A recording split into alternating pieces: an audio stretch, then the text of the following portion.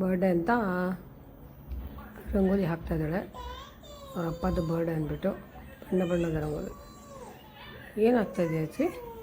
ನಾನು ಪಪ್ಪ ಬರ್ತಡೇ ಅಂತ ಕಲರ್ ರಂಗೋಲಿ ಹಾಕ್ತಿದ್ದೀನಿ. ಏನು ಮಾಡ್ತಾಯಿದ್ಯಾ ಇದು?